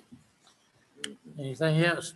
Ms. Sykes, will you call the roll? Mr. Sampson? Yes. Mr. Jefferson? Yes. Mr. Hill? Yes. Mr. Green? Yes. Mayor Witt? Yes. Next is City Council Resolution 2021-034. Mr. Kirkland, you read that by title. A resolution of the City Council of the City of Lake City, Florida, authorizing task assignment number 3 to the continuing contract with Midtower and Associates Incorporated, a Florida corporation, for preparation of the civil construction drawings describing the proposed drainage improvements for the St. Margaret's wastewater treatment facility at a cost not to exceed $19,500 and 0 cents, period. Is there a motion as City Council Resolution number 2021-034? Mr. Mayor, I would move for the adoption of Resolution 2021-034. Second. Been a motion and a second. Any discussion? Ms. Sykes, will you call the roll? Mr. Green? Yes. Mr. Hill? Yes. Mr. Jefferson? Yes. Mr. Sampson? Yes. Mayor Witt? Yes. Next is City Council Resolution number 2021-035. Mr. Kirkland, would you read that by title? A resolution of the City Council of the City of Lake City, Florida, ratifying the mayor's extension of the state of emergency arising from the COVID-19 public health emergency, period. Is there a motion as City Council Resolution 2021-035? Mr. Mayor, I move for the approval of resolution number 2021-035. Second. Been a motion and a second. Any discussion? Mr. Mayor, Yeah. obviously, we have the extension of the public health emergency. I don't know if the governor's office has put out a time frame, how long we're going to continue to do these monthly.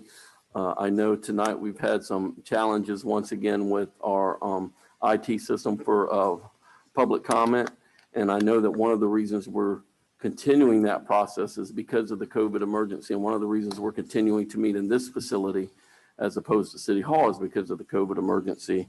And so I would like to encourage the city manager to begin thinking ahead to when this emergency situation is over, and even the council, we need to think about how are we going to interact with the public virtually, if we're going to continue to do that, what form that's going to take, because we certainly want participation and not frustration from them.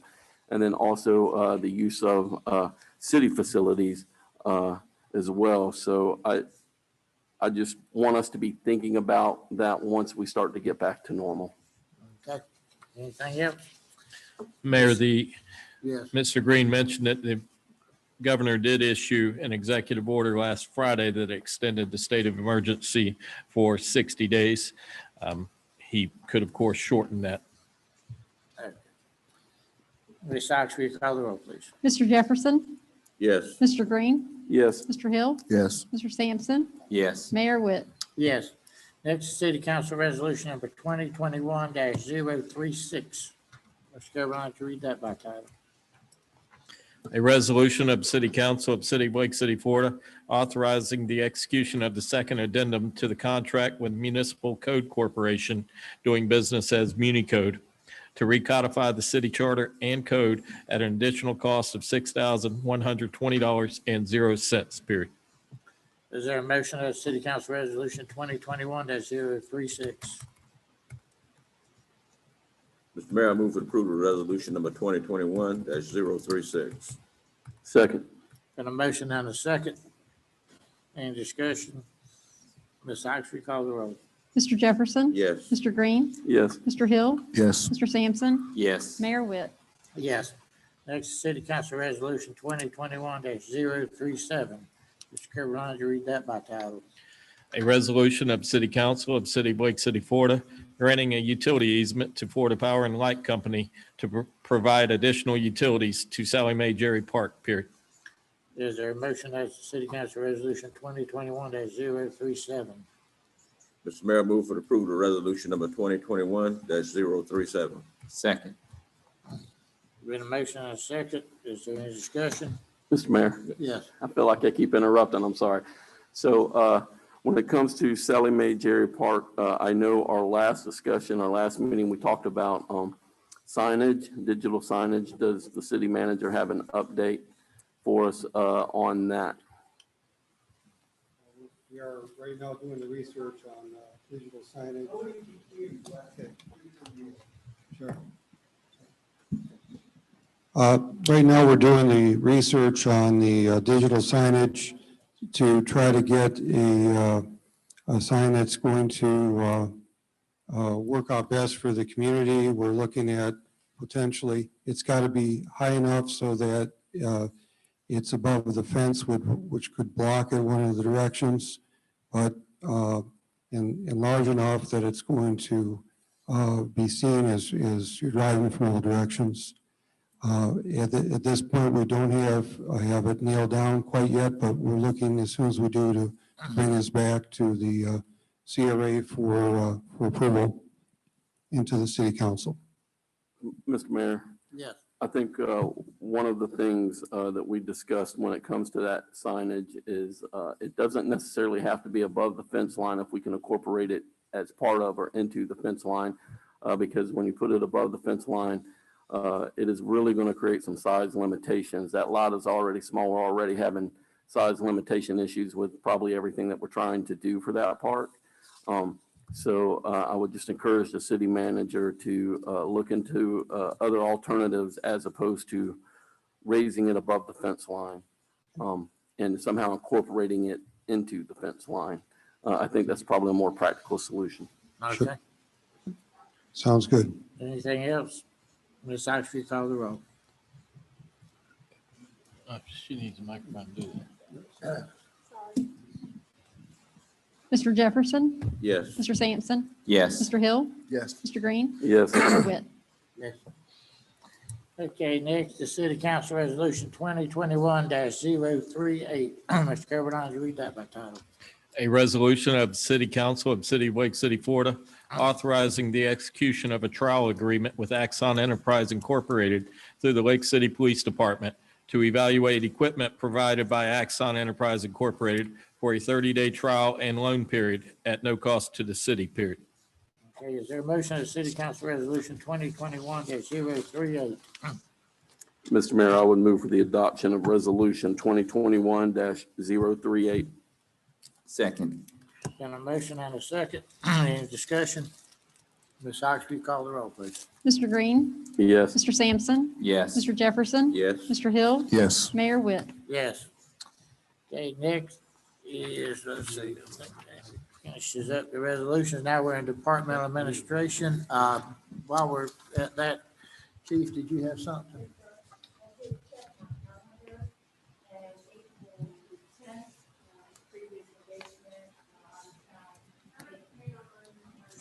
Here.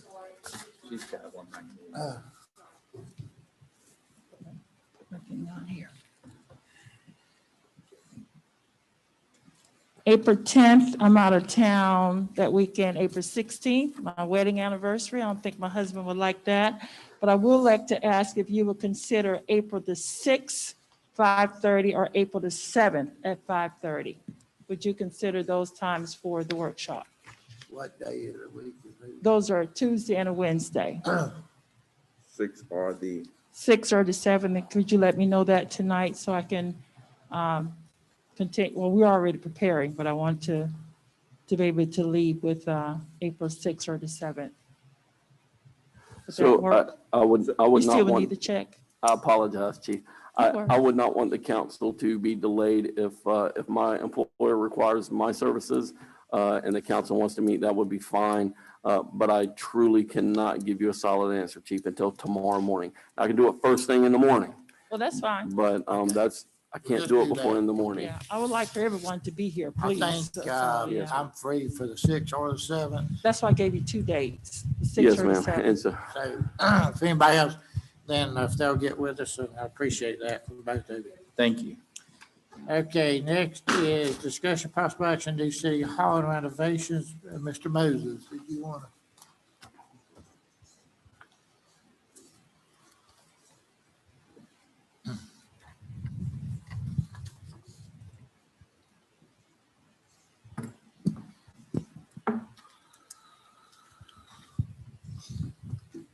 Thank you, Mayor Witt.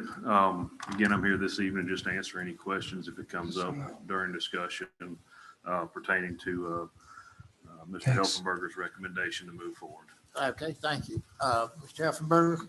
Okay, thank you. I'm proposing the following plan for a new City Hall campus. First, the city constructs a 7,500 square foot new City Hall at Marion and Franklin Streets. This will give the city a footprint on the land gifted by the Lakeshore Hospital Authority. The interlocal agreement between Lakeshore Hospital Authority and the city requires that the City Hall be built within 4 years. The city is looking to create public parking on this property to accommodate the new City Hall and the needs of the downtown. This will be a smaller footprint and will necessitate additional space. But these lakeshore parcels equate to about almost 3 acres of vacant land. Second, I'm looking at the city renovates the 2 Girls Club buildings for approximately $200,000. These buildings would be able to accommodate 4 city departments and a training room that are currently in City Hall. The third thing would be for the city to buy the 2 Millennium buildings for $1,100,000. These come with about 2.6 acres of land, which includes buildings and some paved and unpaved parking areas. The larger bank building is ready to be used and comes with furniture and a security system. The total land that the city would have available with this proposal is almost 5.5 acres of contiguous land in downtown Lake City.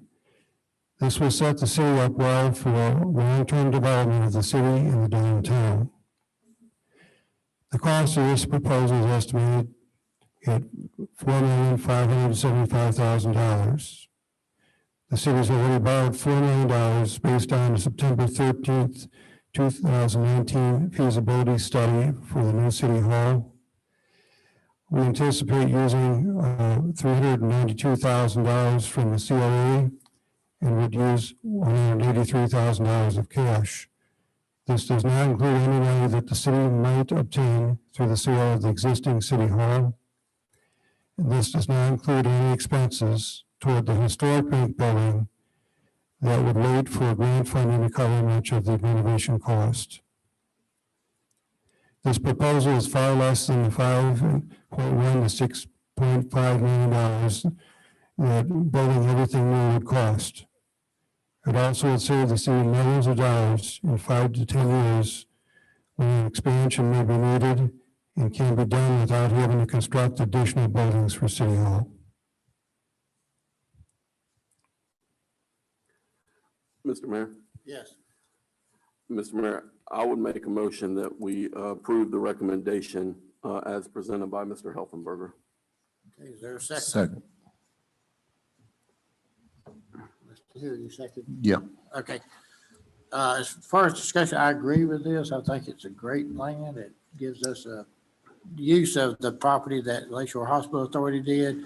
I think the opportunity to have the buildings from Millennium Bank gives us a cost savings there and another area that we can develop and all. And then to use the girls' clubs, I think it's a great resolution to this. Anybody else? Ms. Ox, will you call the roll? Mr. Green, Yes. Mr. Hill, Yes. Mr. Jefferson, Yes. Mr. Sampson, Yes. Mayor Witt. Yes. Okay, that was pretty easy. Thank you. Yes. Would it be appropriate at this point to discuss anything pertaining to the contract or time frame for execution, closing, due diligence?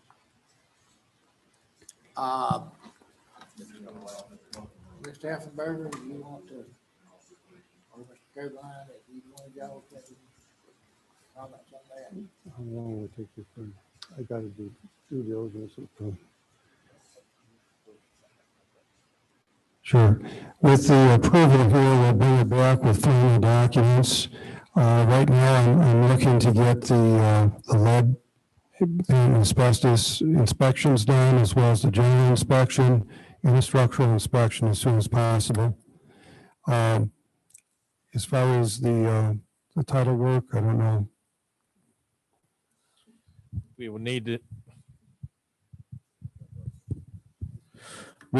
to negotiate that with the seller as to what the timeframes are on title work and other items, but we'll generally do that within a set a closing period time and then have those things worked out before the closing. Okay. I've had some of those discussions with the seller. If you would like to discuss any of it this evening, timeframes for allowing due diligence, timeframe for closing, who would hold escrow at such time, all of that stuff. Mr. Mayor? Yes. Would it be appropriate for us to authorize the city manager and city attorney to work with Mr. Moses on those items? I don't know necessarily that we have to, that's to me, it's kind of the day-to-day business. I don't think that, unless my other council members would have some input. I agree with you. Mr. Mayor, Yeah. can we go ahead and get, with the motion, go ahead and get the contract negotiated that way? So, because I know one thing is we don't want to hold them up either because there's other people could be in So if we line. make a motion to have them negotiate a contract for us, that, I think the most efficient way, so that Mr. Moses is not dealing with the five of us plus the administration, is for the administration to be the focal point. And so I would make a motion that authorizes the city manager and the administration to conduct the business concerning the purchase of the properties that Mr. Moses represents. Would that be appropriate? Okay, that's my motion then. okay, is there a second? Second. Got a motion and a second, any discussion? Ms. Ox, will you call the roll, please? Mr. Green, Yes. Mr. Sampson, Yes. Mr. Jefferson, Yes. Mr. Hill, Yes. Mayor Witt. Yes. All right, thank you very much. Thank you. Okay, next is mandatory procurement training announcement, Mr. Elfenberger. Okay, next Monday, March 8th, we will have mandatory procurement training. The directors will be at 9 a.m. In the city council chambers, and then at 10 o'clock will be the support staff. These meetings will also be available virtually for anyone else interested in the training. When will that be? This coming Monday, March 8th, 9 a.m. for directors and 10 a.m. for support staff. And virtually on Zoom. Yes, it'll be on Zoom. Okay. All right, anything else on that? If not, the last item is discussion and possible action on utility advisory committee members. Some that's been around the last month or two, and we've had issues and all, and we've got on the agenda tonight, my recommendation would be what we had is the two members of the council, me as ex officio member, the utility department head, outside business person. And I'd like to leave it open for the county to be on this board. I know they said they didn't want to be on an advisory board, but that's the only way they can serve. It's not, they can't serve on this board, so, and if they have an interest, then I'd like them to do it because we need to work together on this. But if they don't, then I would make the recommendation that we change that and leave it the way we had it with the other people that we have. That would still be 3, 4, at least 5. Mr. Mayor, I think it's been made in no uncertain terms that they're not interested. I mean, they could always come and request to be added. We could do it at any time. But I think they have to reach to us now. We've reached out, we've asked, we've been before them to ask, and they're not interested in an advisory council. I think the makeup other than that's fine. I think 2 members, utility director, I think the city manager should probably still be on it. I think so too.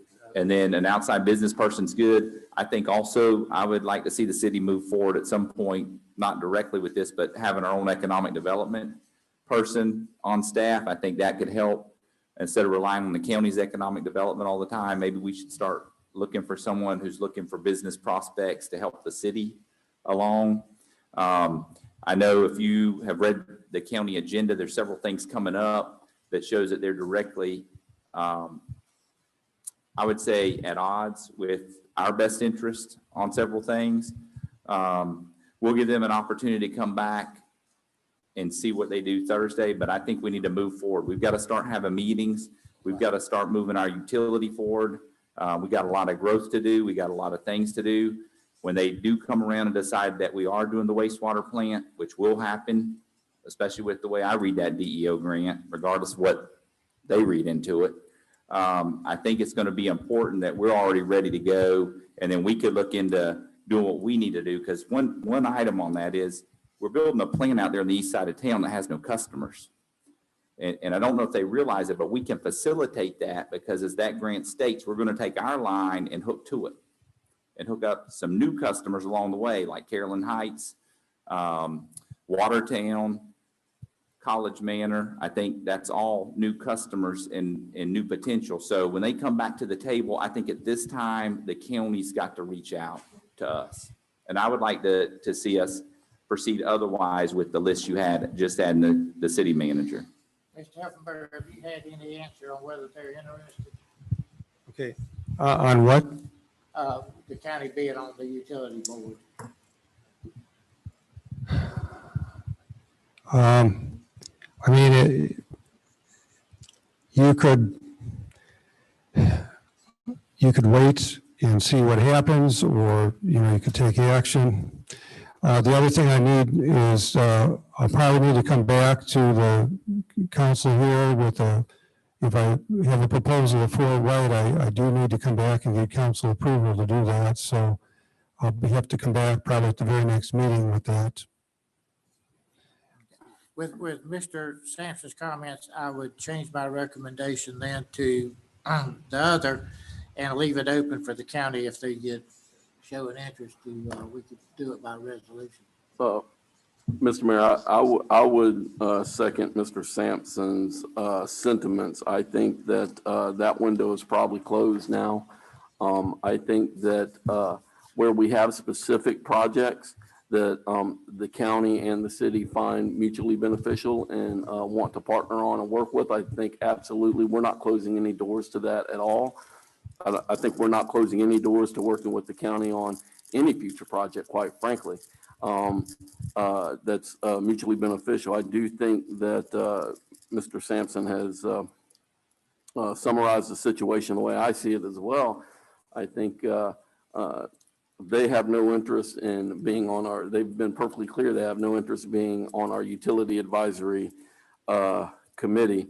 And I think where we can work together, we should. I think also we need to, just for the public, make sure that the public understands, we have written agreements and contracts and memos of understanding, and they're legally binding and enforceable, and we intend to ensure that all parties in those contracts, adhere to what they said they would do.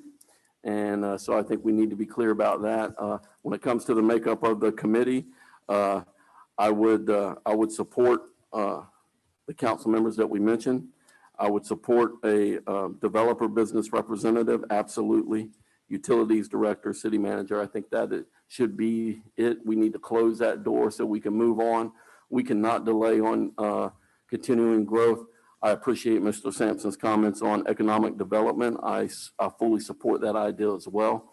I think that it's time, we need to focus. I didn't get elected. I don't think any of us got elected to represent the Board of County Commissioners. So I got elected to represent the citizens of Lake City. We need to move forward. We need economic development. And so I fully support what Mr. Sampson says. I think we need to close the door here on membership so that we can get to work. I think that's important. Okay, so I think we've got it. Ms. Sykes, got that. Yeah, I have 2 council members. You serve as ex officio, a utility department head, and the city manager. And an outside business person. Outside business person. Yes, I do have that. Okay. And with that motion, would you call the roll, please? I need a motion in a second. I make that motion. I second. Okay. All right, we got a motion and a second. Any other discussion? All right, we're ready. Okay, Mr. Sampson, Yes. Mr. Green, Yes. Mr. Jefferson, Yes. Mr. Hill, Yes. Mayor Witt. Yes. Okay, we're finally to comments of council.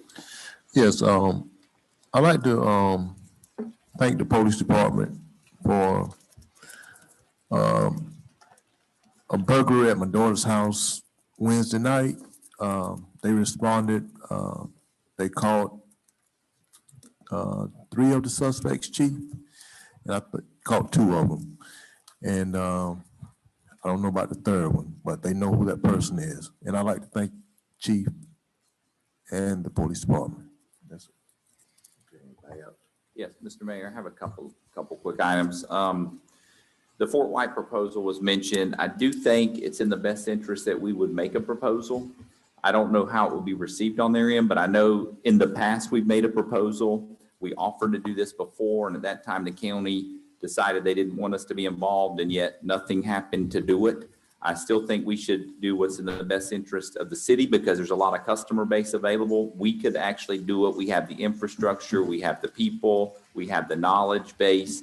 So I would like to see a proposal at the next meeting that can be presented at the very following meeting for Fort White. In addition to that, I have been trying diligently to work through our finance department to find an evaluation for the value of our utility system. I can't find that we've had one anytime recently. I think going forward, we should definitely consider some kind of evaluation just to figure out what it's worth. I know the county thinks it'd be great if we would just split ownership of it and allow them to own half of our utility. And I think, let's say it's 400 million. If they want to pay 200, that may work. But I think it would be good for us to know the value of our assets. We have revenue assets. We've got physical assets. We've got money spent. We've got depreciable assets and more that I think we should look into doing. I would like to see some kind of recommendation from staff on how we could do that to move forward in a recommended type way.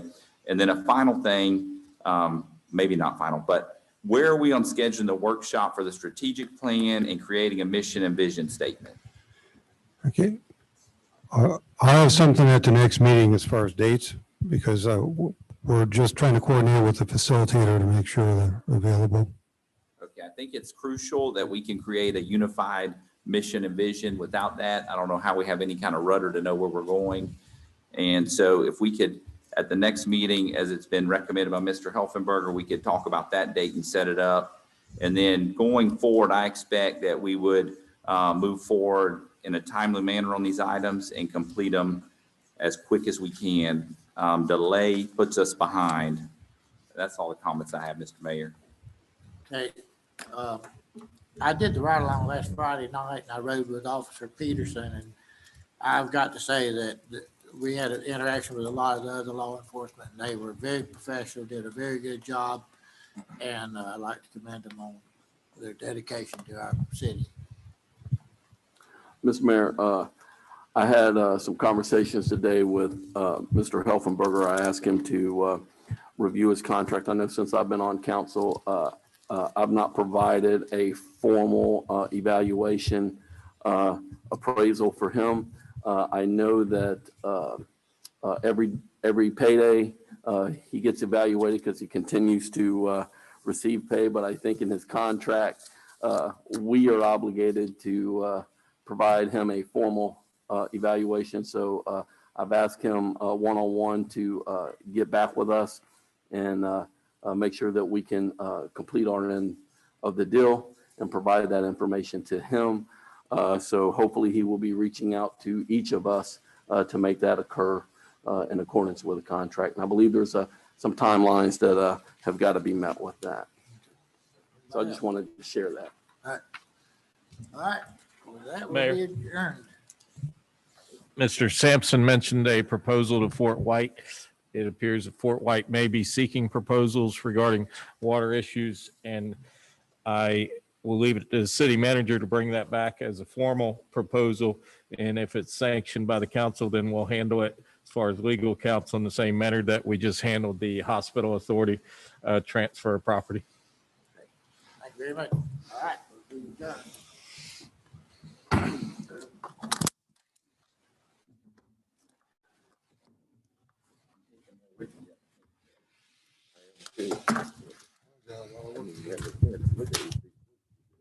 Take that. That's